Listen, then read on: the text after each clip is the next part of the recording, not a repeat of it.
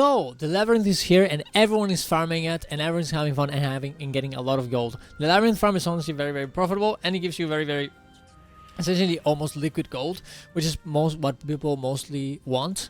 They don't want to craft, they just want to get in there and get some, kill some ads and get a lot of gold from it, which is honestly understandable.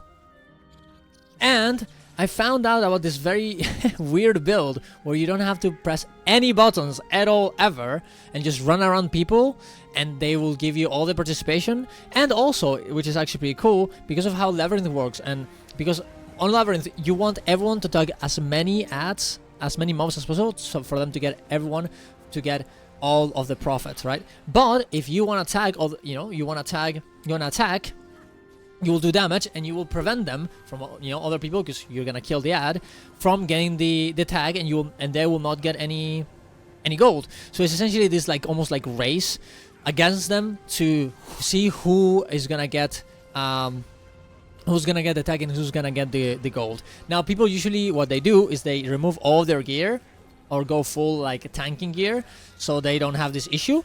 And everyone can tag up and everything. Everyone can tag every ad, and there's no problems. But the problem with that is that sometimes someone will get fucked, and you will also have to be very fast to press the buttons to get all the tags and all the profits, right? And if you're not paying attention, of course, this will be a bit difficult, and you might lose on some profit. But with this build, this doesn't happen, because, and let me explain how this works. Right now, on this build, on my Herald, oh, I got attacked. What I'm doing is I'm giving them permanent boons to everyone around me, and healing them as well by not pressing anything. As you can see, I'm pressing nothing, and I'm getting all the XP and all the loot by not doing anything, which is very awesome. I also have perma swiftness and perma regeneration. Actually, I'm giving might. I don't know if I want to give might. I'm just gonna rather use this upkeep instead to give regeneration, because might will actually make other people do more damage, which is probably not what you want. It's probably not gonna make a difference anyways, because most of the people will give might to other people by just pressing buttons. So it's not gonna be that big of a deal, but might as well just give them the ones that don't produce this, right? But yeah, this is the build. You can see it right here. If you don't care about how it actually works, this is it. And you honestly don't need any type of gear to make it work. But if you really want to go try hard, you probably would go full Minstrels with 3 pieces of givers, and that's it. And you can bring also Relic of Speed. So whenever you bring yourself Swiftness, and because you're Herald, you're always bringing Swiftness, you become 66% faster. So essentially, almost like having permanent super speed, which is actually pretty good. So you don't have to mount up, you just kind of run around and be faster than anyone, right? And for runes, actually for runes, I don't have any runes, but I didn't buy it, but Rune of the Monk probably would be very nice, because if you use boon duration, it gives healing, so that would honestly would be good enough. But honestly, as I said, the gear is irrelevant. The only thing that I would probably want to have is Relic of the Speed, and that, that's good enough, right? For the build, I can explain how it works, but here's how it is. Like Herald, because of how how the abilities work, if you activate these facets, these ones are the deactivated ones and these are the activated ones.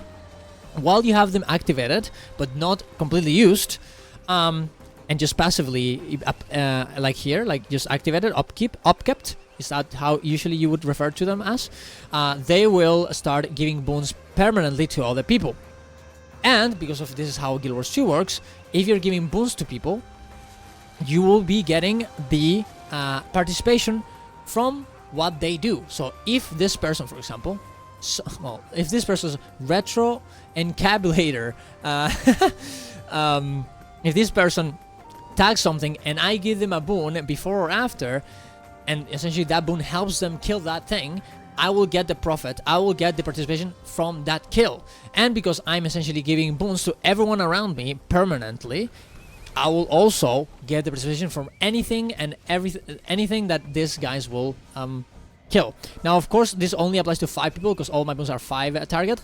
But if I move around, I will eventually, if I move around the group, I will eventually give them to anyone, and everyone in the group, therefore, giving me all of the tags. As you can see, I'm not even doing anything, but I am indeed getting all the experience and all of the bags. Now, I also, by using this trait, I think it's here, I heal every second for each point of upkeep currently in use. So, because I'm using this and have 4 upkeeps for now, I'm giving permanent healing to everyone around me, which also makes it easier for me to get participation. So I'm not only giving boons, but I'm also giving the healing. Everything else here is just, this one is for getting less damage done to yourself. This one doesn't really matter.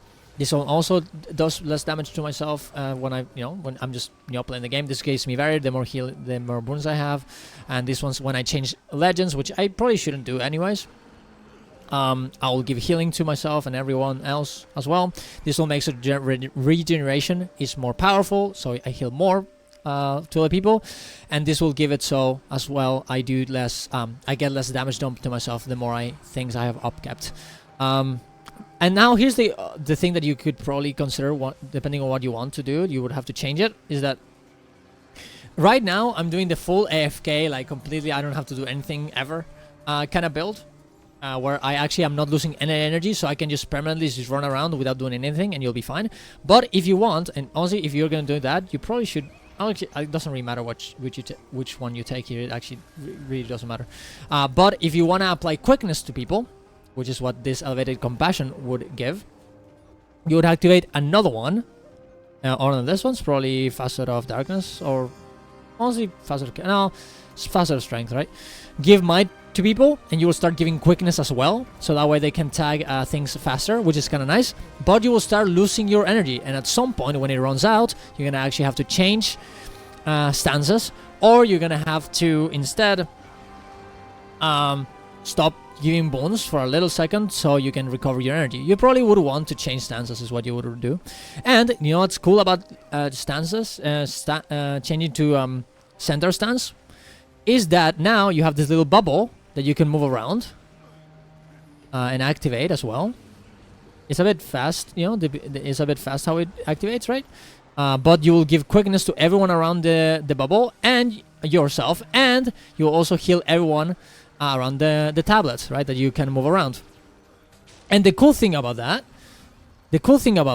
is that even if you're not in the group, you're still gonna be, or you're kind of far behind, or maybe there's two parts of the group or whatever, you can actually get participation from range, which is actually very, very, very, very useful in case you're having issues catching up to people or whatever. So you can just do this instead, right? And then if you want, you can always come back to Herald and activate your upkeeps. This is the ones that I would probably upkeep, and keep essentially getting participation from everything you're doing. So there you go. That is the build. And oh yeah, I forgot. I essentially got 30 gold per hour, more or less, from doing this for 1 hour, which is usually what other people get from this farm. I had 500 magic find, not that much. I just got a few boosters, not the complete. I think you can get to 750 before it's like not optimal. So it was actually very. I could have gotten honestly more gold, but I didn't need to. But yeah, I essentially got 30 gold per hour by just running around groups and doing almost anything, right? I did have this a little bit of an issue where I started my data, my farming just after Dragon's End, and because of that I got a little bit of gold that I had to discount of the farm, because I didn't know if it came from the Labyrinth or from the actual Dragon's End. So what I did in order to fix my wrong data that got memed because I was doing Dragon's End is that essentially I got all the items that I knew that came out of the Labyrinth, and I summed them together and subtracted all the items that I was pretty sure that those items were not from Dragon's End. For example, Memories of Arene, from the Labyrinth, because obviously Memories of Arene you cannot get them from the Labyrinth, but of course the bags, all the plastic items, all of those items were obviously from this farm. Of course, the gold was also part of this meta, and the unidentified gears was also from this meta. So I summed all those up, and I got the 29.5 number, right? So yeah, with this build, you can essentially just run around doing nothing, actually contributing to the group because you're giving them swiftness, regeneration, and you're not stealing the tags from other people, and you're getting all of the gold for yourself and everyone else, which is actually very nice. You also get a lot of spirit shells from here, which are valued around 1 gold, and I actually got for one run, I got 30. I got 18 spirit shards, which is an insane amount. So 18 spirit shards plus 30 gold. That's like 48 gold per hour. That's honestly pretty good. So I'm actually very happy with this farm and with this build. I actually didn't do it myself. This build has existed for a long time, but I thought I would show it because not a lot of people know about it, and a lot of people complain about people essentially one-shotting everything in the Labyrinth, and maybe this is a good way of fixing it. Now, of course, and by the way, this is very important, you cannot have everyone in the group doing this build because otherwise no one's gonna kill anything, right?